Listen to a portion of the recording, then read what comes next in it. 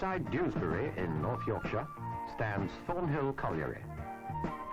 They've been mining coal here for close on 100 years, but now the seams have given out and Thornhill has closed. These aren't ponies coming up from pit bottom. They're merely extras being brought onto the set of a TV film series for which the mine provides the studio. Lights are unloaded. The technicians and the talent are assembled, in the first and most important instance, to get a bite of breakfast.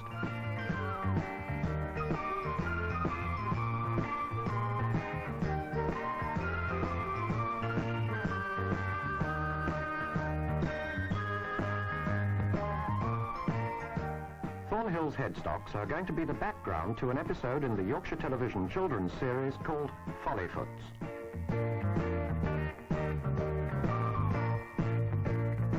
This episode supposes that youngsters are trying to rescue ponies left in the mine during a strike. Of course, it never could have happened that way, but give a scriptwriter freedom of imagination and a production team access to the facilities, and you'll end up with a reasonable-sized crew of filmmakers.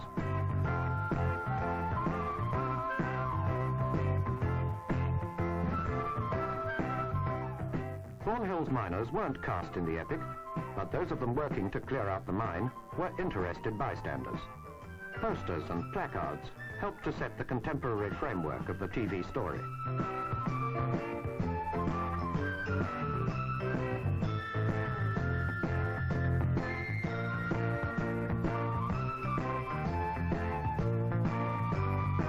Electricians tend their lamps, and actor miners look after the property ponies. Grand finale of the Follyfoots episode is a chase over the colliery tip in search of missing ponies. So saddle them up in the best Western tradition, and let's go. The cameras roll, and another Western bites the dust in the colliery spoil of North Yorkshire.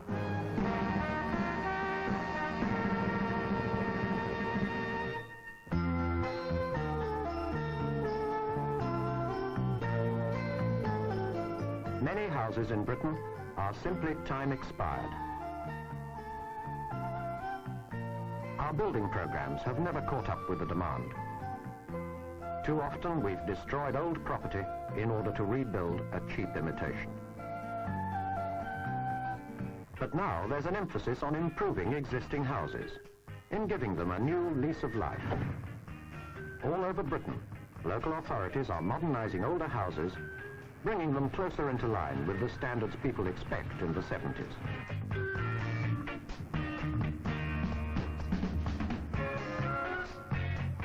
Outside Leeds, these council houses are being given the treatment. There'll be new windows and doors, new electrical services, new bathrooms and kitchens. Every house owner can now put in for a home improvement grant to cover bathrooms, kitchens, central heating. So there'll be new heating systems to replace the hodgepodge heating installed when the houses were new. New radiators will need a new heat source. So it's time to tear out the old living room fire. But where are we going to live while all the changes are taking place? A good question, and well answered by this Yorkshire Council. Caravans for people and storage for the furniture. While the conversion is taking place, tenants enjoy the holiday atmosphere of living in a new temporary community, where short-term friendships may well mature when they go back to the estate. While they're away, the work goes on. New central heating will mean a new boiler. And here it comes, one of the new range of smoke heater appliances, which will burn cheap coal smokelessly. Appoint this in smoke control areas, and give constant heat and hot water to the whole house. Tenants can inspect the range of these new room heaters in their local showrooms. All of them will burn cheap coal without making smoke, and they'll all give out a maximum of heat through their built-in back boilers. Time to return home. To homes where hot water will be on tap. For many folk, for the first time. Home to a converted house, which will give its inhabitants warmer surroundings, modern facilities, better living.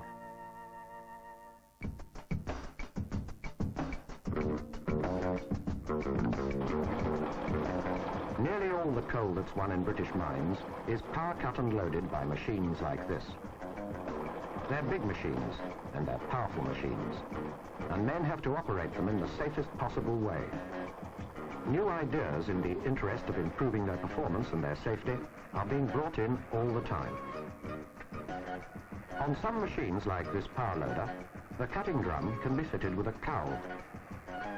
This is a shield, which helps to load the cut coal more efficiently onto the conveyor. It also helps to cut down the amount of dust the machine makes, and dust is dangerous. But this kind of cowl can't be moved or adjusted while the machine is running. And at the end of the run, it has to be changed over by hand, and it's very heavy. Recently, a new type of cowl has been introduced.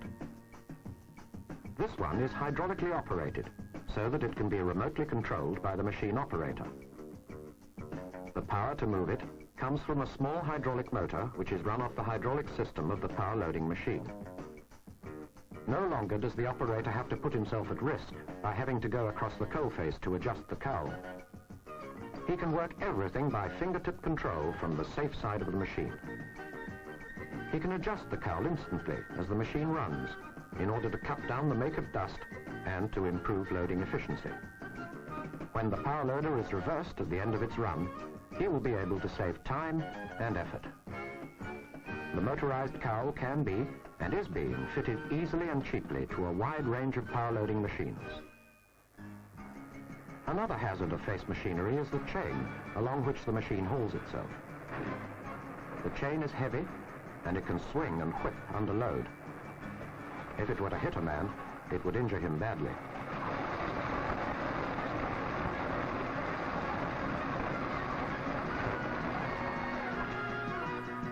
Now there's a simple attachment which can be fitted to the conveyor upon which the machine rides and which will keep the chain under control. It's called a restrictor, and it's spring-loaded so that it can be pushed out of the way as the machine passes. Since its job is to keep the chain under control, it's strong enough to withstand an upward force of 3 tons.